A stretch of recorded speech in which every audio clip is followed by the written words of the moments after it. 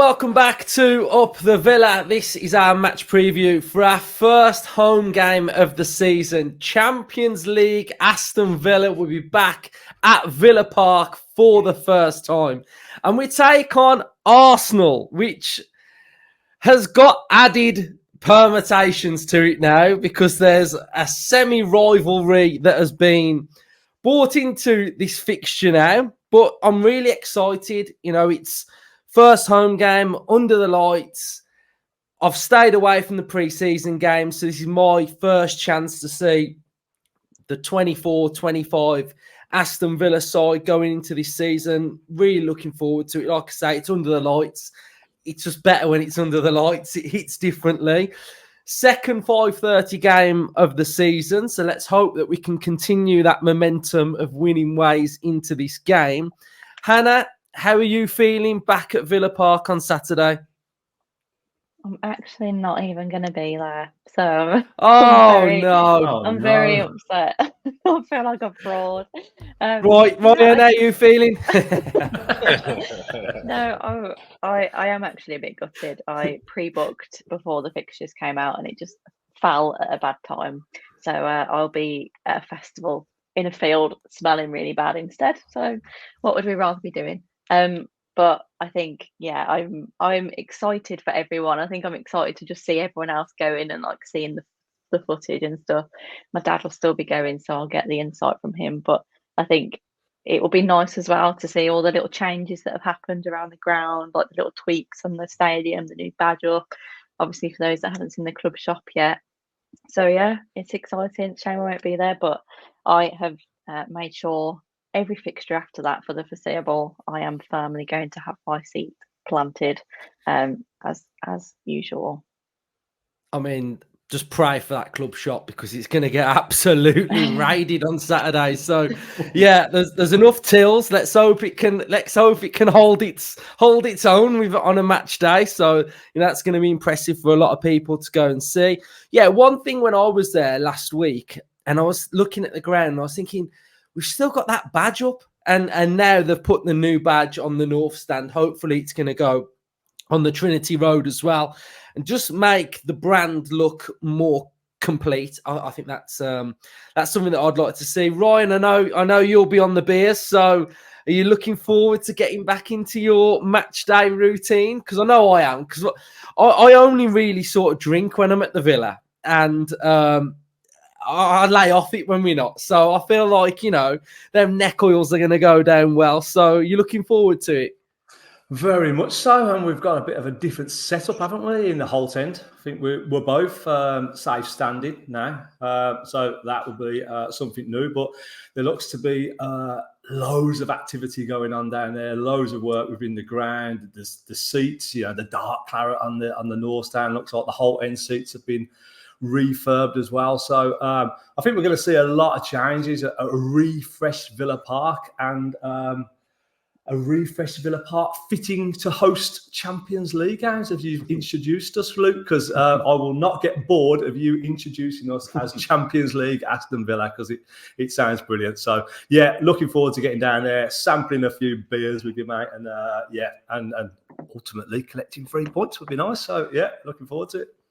Yeah, and I've noticed like there's a new pose that Villa fans have now, and it's like they're sort of like posing like this on every photo, like just getting that badge in. So yeah, it's just great to see, and I think the beauty of the Champions League and Villa fans in their own right can talk about it as much as they want. You know, the hard work that went into last season, that's the reward, and that reward goes into this season, and it's something that we can all be proud of and look forward to competing in. So Hannah's not there, Ryan's in the Holt end with me, Justin, you're in the Trinity Road, so you are going, aren't you? Or is your brother off? No, I'm working, but at the 5:30, just about, I can squeak there just in time, so if I can nick off and work a little bit early, don't tell the boss, my dad, and I'll get there. I'll get there hopefully just for kick off. So yeah, a mad dash, but yeah, I can make it. Luckily, I only work 5 minutes away. Yeah, right. So we've heard mine and Justin's thoughts on the weekend. Hannah, Last time we spoke to you and Ryan, it was just before the season started, our match preview for West Ham. There was a little bit of apprehension. There was a little bit of nerves in the air. How were you feeling at full time on Saturday? Well, I think it was exactly what we needed to just kind of make everyone remember, do you know what? We are actually a good side, aren't we? I think when you don't play football in like properly for 3 months and then you have a bit of a iffy pre-season, I think you kind of forget that we're a really good football team now.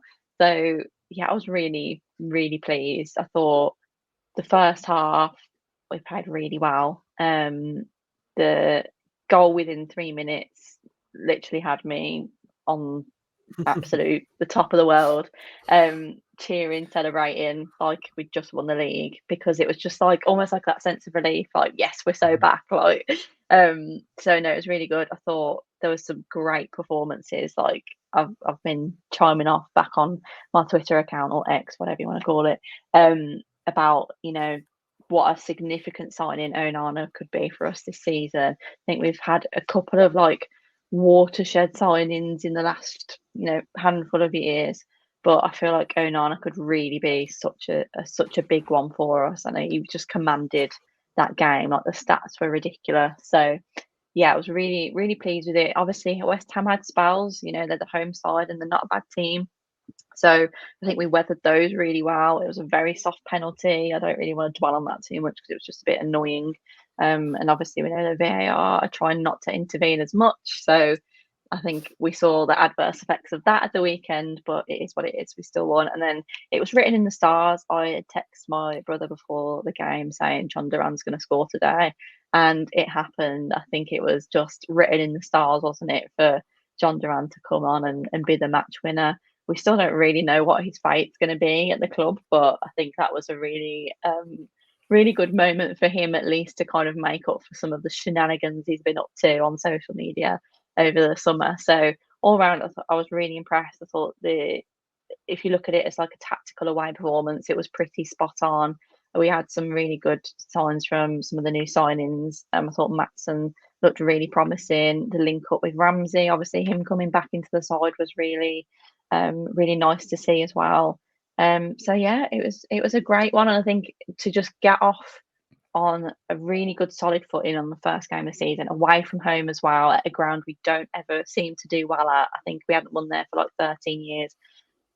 It couldn't have really gone any better. So really pleased. I think that sets us up really nicely to come back to Villa Park at home this weekend. 5:30 kick-off again against the side that we seem to do quite well against. Don't want to, jinx it, but I think we're in such a good position going into that now. So we should all be really excited for Saturday's game.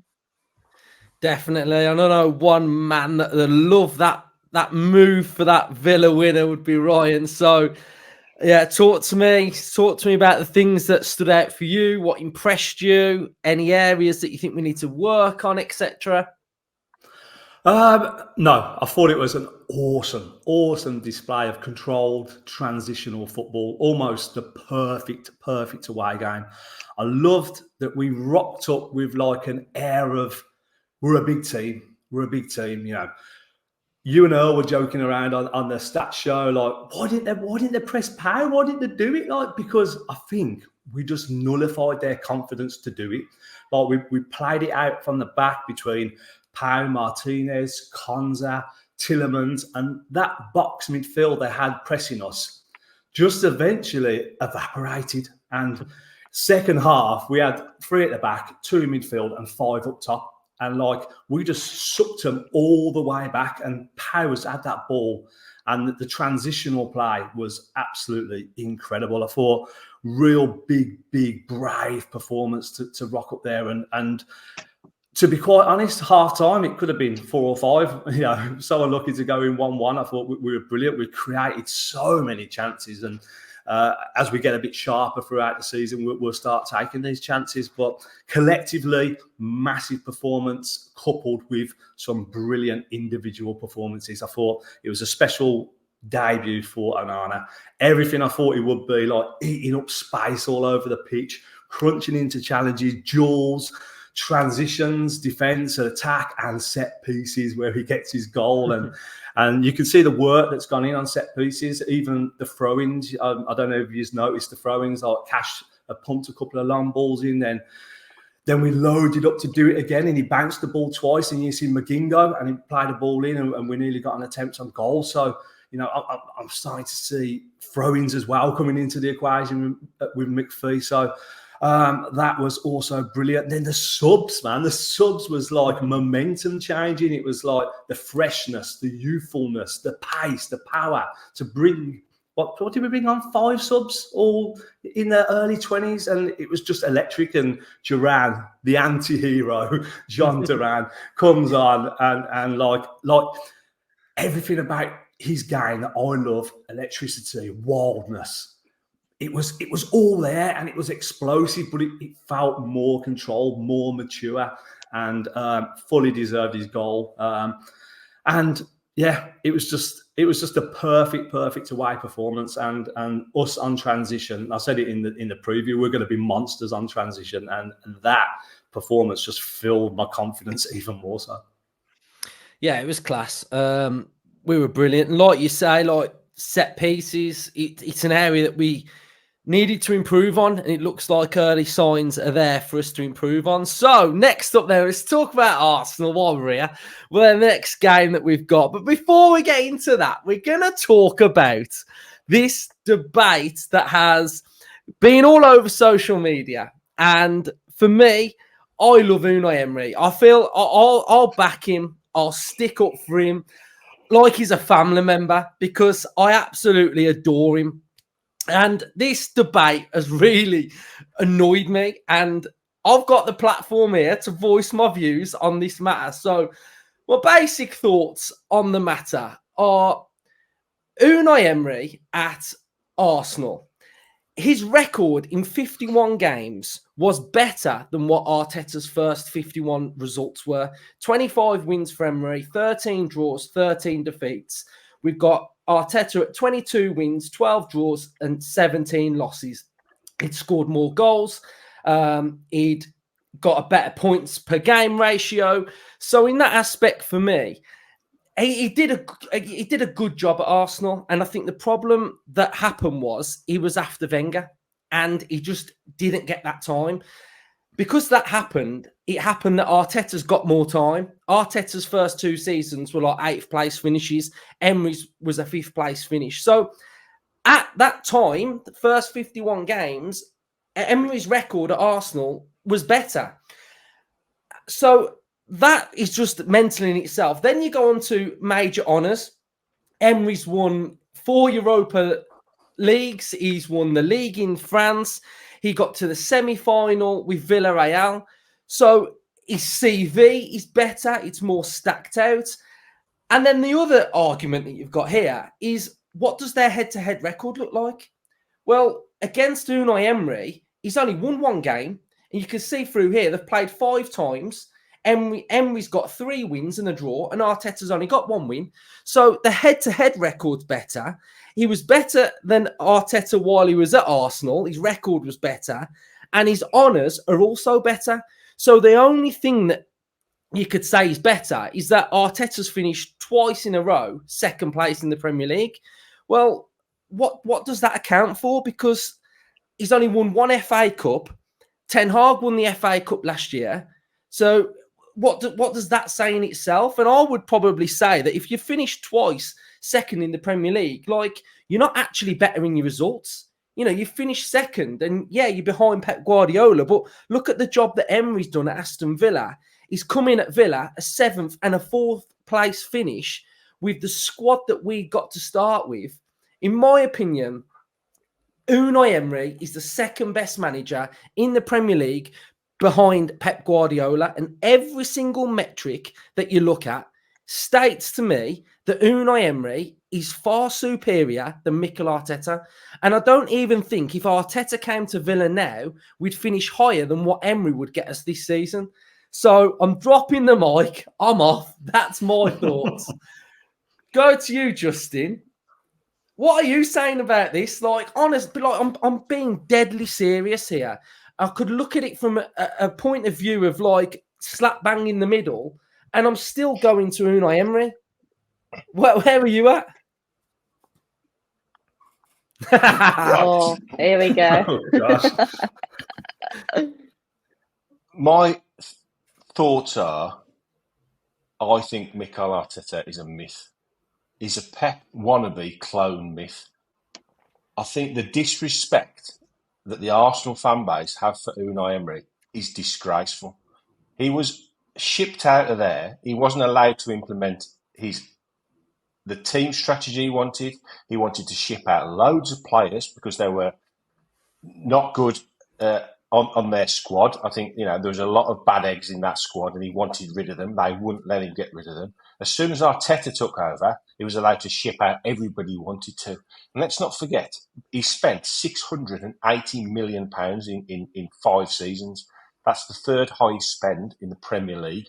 Now, City, obviously, look, they win everything. So you can almost say that's justified, but they cheat their way to it.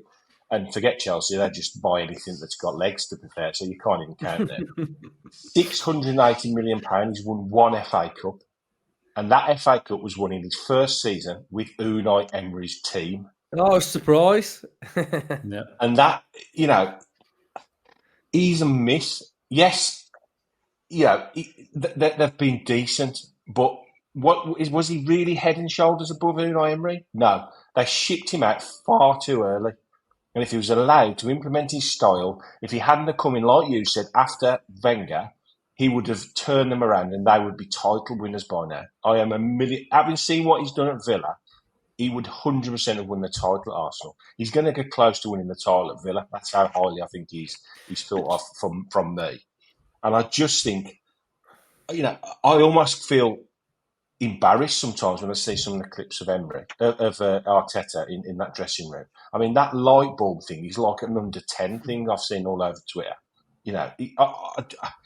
It's embarrassing. I'd rather have a detailed tactical breakdown put across in a professional manner than somebody. I mean, them players just looked embarrassed to stand in the middle of that. I think he's the way he goes about it. He's a whiner. He's a moaner. I just don't understand the disrespect for Unai Emery. I think he is head and shoulders comfortably a much better all-round, confident manager than I think Arteta will ever be. Yeah, what I will say as well is when you're around Villa Park on Saturdays, watch your pockets, because if Arteta's brought his pickpocket round as well, your phone might be out your pocket as well. But what I will say as well is, I get a sense of like a bit of jealousy from some of the Arsenal fans, because if it was me, wouldn't you just wish Emery well? Like if in their opinion Emery failed and he's doing well at another, would you not just be like, do you know what? Fair play to him. It didn't work out here. He's gone there. It's working out. He's getting success. But there just seems this like real resentment, as if like it's as if like they know what he can do, and there's a bit of jealousy there, I think, because if Arteta doesn't win the league this year, he's coming under massive pressure because he's not winning nothing. So who remembers that? Oh yeah, remember that season when we finished second? Who's ever going to say that? Like, you want trophies in the cabinet. Yeah. That's what you want. So for me, I just think it's really embarrassing. And, I do look at all of the different like little polls that everyone's putting out, and they're all backing Emery. So I'm just bigging up Emery because, if no one else is, I'm making sure I am. Hannah, have you got any thoughts on this rivalry that's now a thing?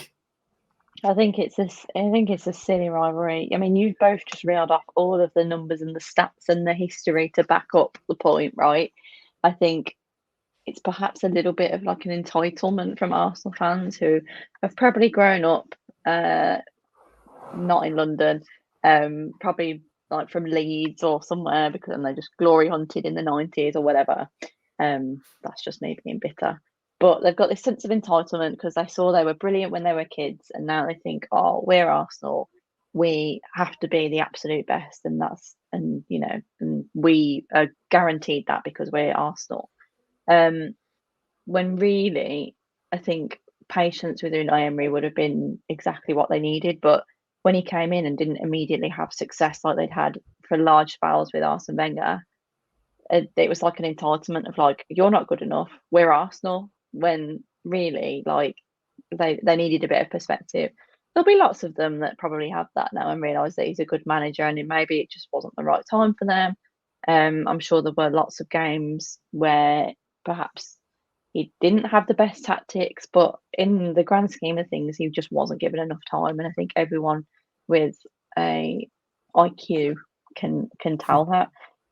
What I love the most about Emery in comparison to Arteta is just the class. Like, Justin's touched on it there, but Arteta, the way he handles himself, the pickpocket thing was, I don't know if it's real. If it is, I'm genuinely baffled. Like, it's insane. But Unai Emery, like the way he speaks to media, the way he seems to speak to his players, the way he deals with everything, just screams confidence. Like, he's assured in himself. He knows the job he's got to do. He goes to work, he does it, and he gets results. He doesn't need to put on a facade. He doesn't need to throw his arms up in the air and have a paddy. So I think it is a bit of disrespect.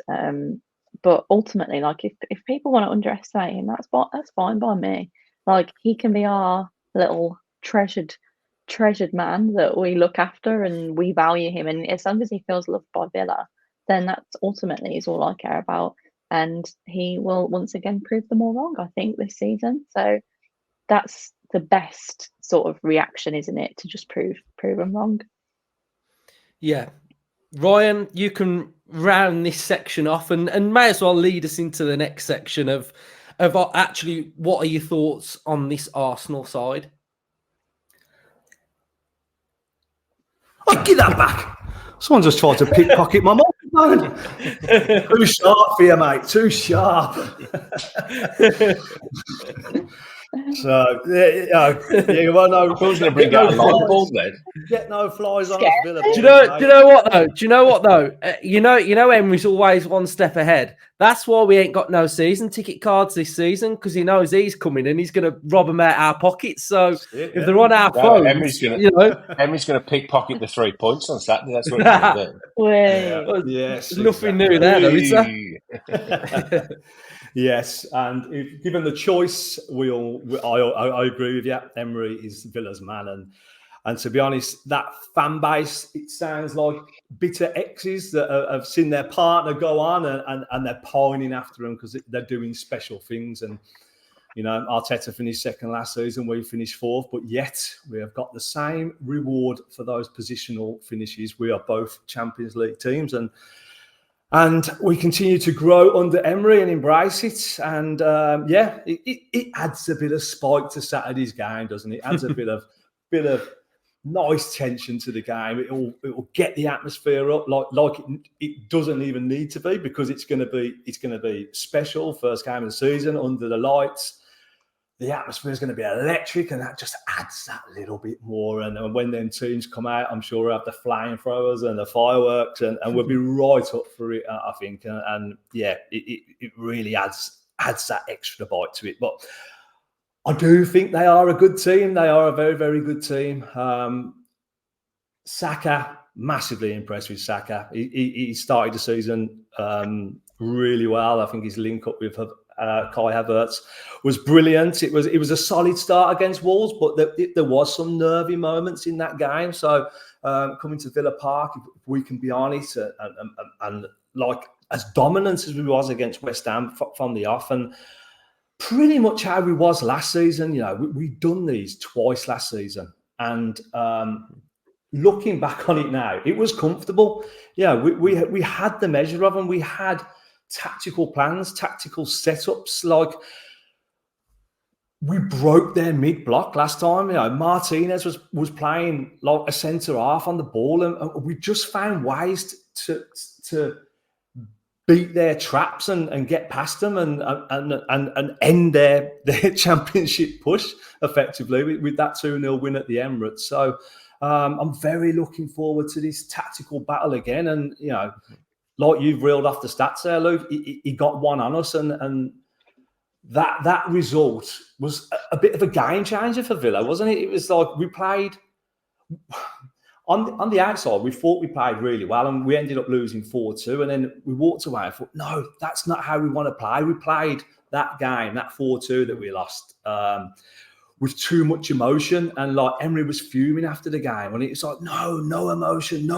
control. And it got beaten in every interview after that game. And I always look at that game as like a milestone for Villa and where it actually turned, because it was on the back of like losing 2 other home games before. We lost to Leicester, didn't we, 4-2? And that was the sort of moment where I felt like it all clicked, and Emery got his message across. And like, there will be a lot of emotion at Villa Park on Saturday, and there will be a lot of emotion on these big Champions League nights. But I really do feel we're in an excellent position, squad-wise, mentally, to cope with these big games and stick to the plans and stick to Emery's plans. And we know if you execute Emery's plans 9 times out of 10, you're going to win the game, aren't you? And I'm sure we'll have a big plan to continue that excellent record against Arteta. Yeah, I've got good things to say about Arsenal as a team. I think they are very, very good. I think the way that they play, the way that they move around, I absolutely love their set-piece coach who gets all those goals, who's really creative. And we'll go in depth tomorrow on the predicted lineup, where we have a real look at how Arsenal play. And I think they've got some wonderful players. I like their recruitment. I just think they're a really, really good team.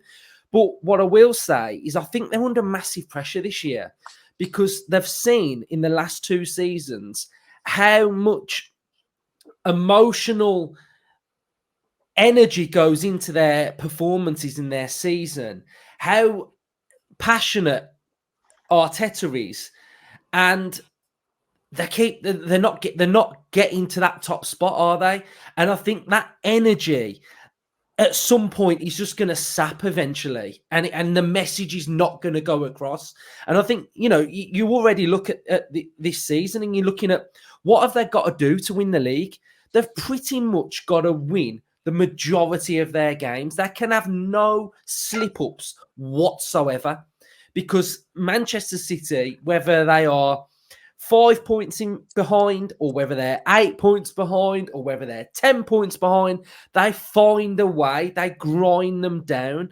And I think I do think it's going to be a little bit difficult for Arsenal this season. That's why I put them, when we did our predictions, in 3rd place, because I just think it's going to be a lot. And I don't think that they've recruited in the right area. I think it was glaringly obvious last season that they needed that focal point striker. Not for every game, because I think Havertz does really well across that front line. But when you're looking at those like big moments against like Bayern Munich, and they needed that player, and I still don't think they've got it. And I think they're probably going to get in the same scenarios as what they were last season. So, yeah, I think they're a really, really good team, but I think there's a lot of pressure on them. Hannah, what are your thoughts on Arsenal? Yeah, we've had our fun kind of having a little dig at Arteta, but in general, obviously, massive respect to the team that they've got at the minute. I think for a good part of last season, as much as we probably did expect them to perhaps bottle it at some point, they were really competing and taking Man City to the wire. So they're a good team. We've got to accept that. I think defensively they're really good. They've got a lot of players in that team that I really like. I really like Saliba. So yeah, it's not an easy game. I would go back to the fact that yes, we beat them twice last season. So it's not a game that I'm going into thinking necessarily how do we win this. It's more how do we put out a good performance more than anything. I think I agree, Luke, that they have a point to prove seriously this season in terms of how do they get to that next level. It is such a big step up, really, to go from a 2nd place team to winning the Premier League, just because of the kind of environment we're in with Pep Guardiola's Manchester City. It is difficult, so they need to prove that they've kind of got the minerals to be able to do that, and we'll see. Obviously, you touch on recruitment. I think they've signed a couple of players, haven't they? They've not had a significant window. Yes, I think they've already got a decent squad, but I'm sure a lot of the fans, like you say, would have wanted probably that real target man that a lot of teams have. You know, you've got Haaland, you've got Ollie Watkins, you've got the likes of Isak. You know, there's a lot of teams now going for those top 4 spots that do have a prolific striker. And whilst you can really benefit from having a high goal scorer in the winger and attacking midfielders, I think you can't really compare it to having that, the big number 9 or 11 in our case that's going to get you 20 or near 20 goals a season. So I think it will be a challenge. And I agree that Arsenal are sort of probably at that kind of crossroads where it's like, do they get that goal of winning the league, or are they kind of just going to fizzle out and stay at this level or kind of drop off? You kind of get the sense for them, it's like now or never. Manchester City are kind of not there for the taking, but if they're going to be able to take them right to the end, that's as close as I feel like you're ever going to get with Guardiola. He's never going to just throw away the league. So if you can really take them to the end, they've got to keep up momentum, and they can't bottle it for a third season. So I've absolutely no doubt they'll be fully gunning for it. They'll want revenge after last season. And yeah, the added Emery element, I think, gives them a little bit of fire in the belly. But you know what as well? And I want Justin's take on Arsenal, but I want how you're emotionally feeling about this game. Ryan's made a brilliant point, and Emery made a great point last week when he got asked about the Arsenal game, and he just said, it's 3 points. So from Emery's side of things, it's just another game. But I sense from Arteta, this might not be just another game. I think he might, because we beat them twice, is he going to put more pressure on this in the sense of, he sort of got embarrassed last year against Villa, really. I mean, the first game, we just beat Man City. We'd absolutely smashed them to pieces, Man City. Then it's like Villa, it was a tough ask for Villa to go again on that Saturday, but we went again and we won. And if you remember, it was quite windy, wasn't it? And they blamed the wind. So maybe if that wind happens again in Birmingham on a Saturday, if there's a little tornado brewing or something. So in that sense, we beat them there. But the manner that we beat them at the Emirates, in the phase of the season when a team is in, I call it like steamroller mode. These top teams, once they get to that point in the season, it's like win, win, win, win, win. They're on a roll. They're free-flowing. Their football's brilliant. You catch them early like we are, like what Wolves did. Wolves created chances. They played well against them. They won the ball back off them. The possession was pretty even. We went there and we absolutely tore and won in that second half. And I think he'd have been hurt by that, Arteta. So I don't know whether he's going to be coming here thinking, I've really got to do something different. And I think we're just going to be cool, calm, calculated, go about our business. So what are your thoughts, Justin? Justin, let me just give you a little bit more context as well, because after us, they've got Brighton, Spurs and City. So you talk about pressure going into this game. What's next to follow as well, if we put a dent in it? No, I agree. I think you all make really good points, and I think the ego of Arteta is going to not allow him to take this lightly. I think I agree with Luke. I think Emery would. This is another game to him. Yes, he wants to win it, but he wants to win every single game. If he played the under-12s on a Saturday morning, he'd want to win that game, wouldn't he? It's no more important than the 3 points the week after, or the week after that, or the week after that.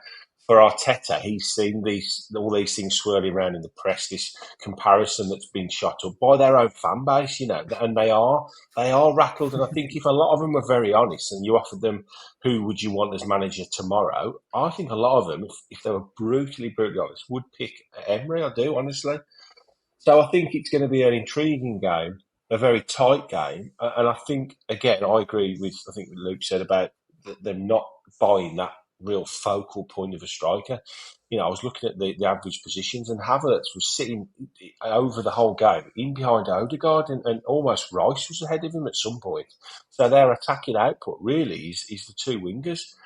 And I don't think that's going to do him any favour against Villa, because if anything, that's going to allow, almost our playmaker centre-half, Torres, to step out with the ball more unless he's pressed.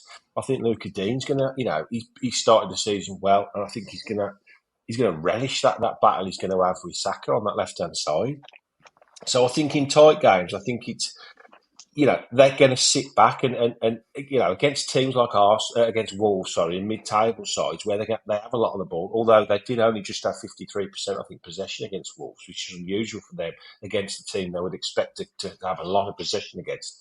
I think not having that focal point up front is going to backfire with them, because Villa are going to win on Saturday. We're at home. We've had a very good record against them. We're as good as them, if not better at times. And I think it's going to backfire, because they're not going to be able to sit on that ball and dictate play and just Odegaard wander around the pitch and lay it off, have it back, lay it off, have it back. I think he's going to have an Arna all over him. He's going to have him all over him on Saturday, honestly. And I think that pressure in the middle of the park with Rice, I think they played Partey, didn't they, in that holding position. So I think we're strong. We can be stronger in midfield than them, and I think that midfield area, and with Ollie Watkins, all the better for having an hour. And you've still got Duran to come off the bench. You've still got lots of attacking output, young players to come off the bench and stretch the game if we need to. It all adds up to we're going to give them a massive headache, and we're not talking. Let's hope it's just our day and we beat them. We can beat them comfortably. We've done it twice already last season. And for Arteta, that is unacceptable. And I think that extra pressure now with a lot of, good pundits, a lot of people, I see it all over TikTok, all over social media, all the big accounts, all the big social media accounts, all tipping Arsenal to win the league this year.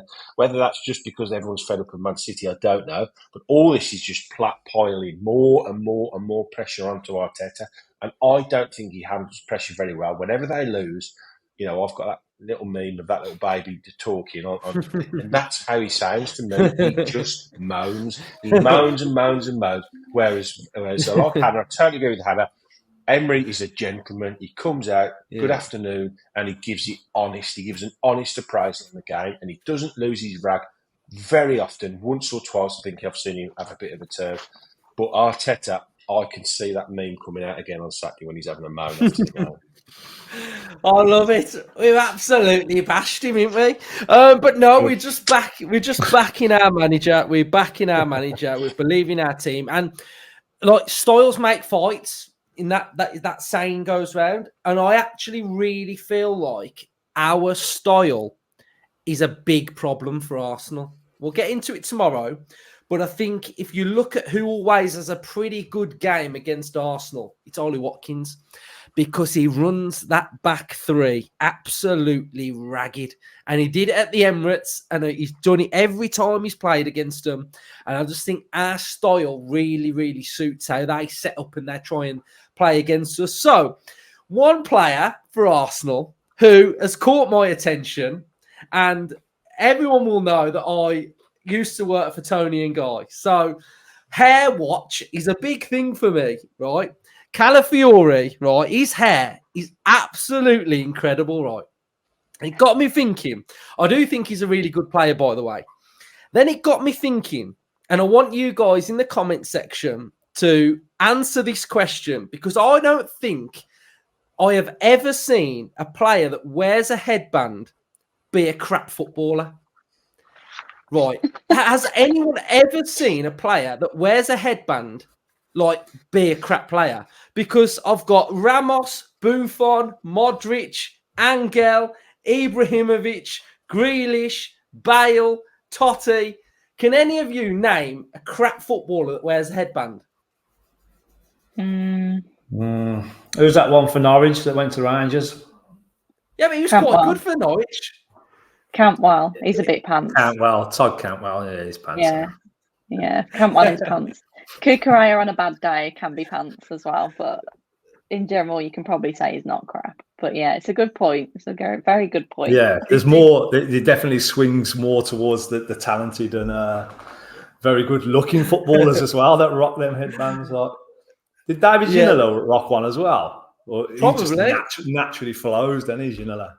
Yeah, he probably wears one. I was looking at Perlo, but I don't think he ever wore a headband. He just had hair that just flowed. Do you know what I mean? Yeah.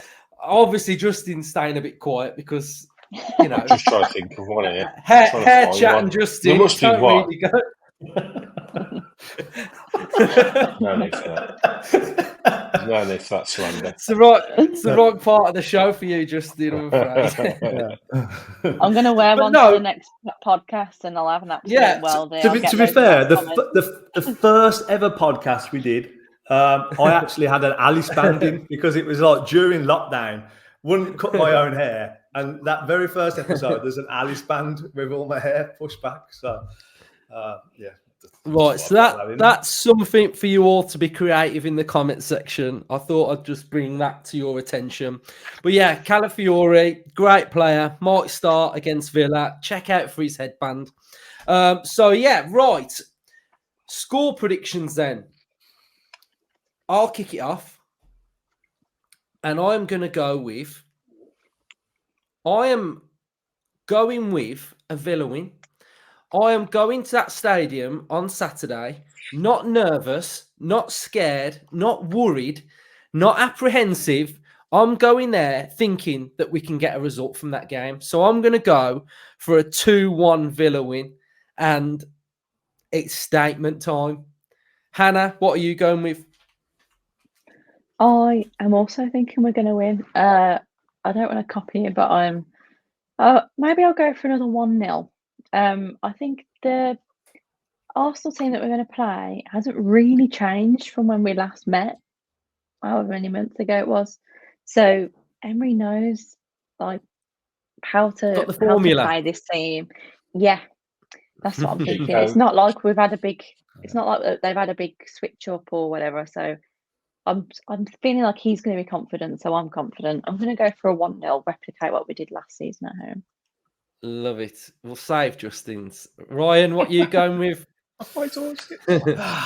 See, we do these score predictions at the end, and I'm just filled with positivity after speaking to you guys. Can't help it. Even if I come on this party in my head, we might get a draw. I don't know. I'm not feeling it. By 30 minutes later, I'm just filled with absolute positivity.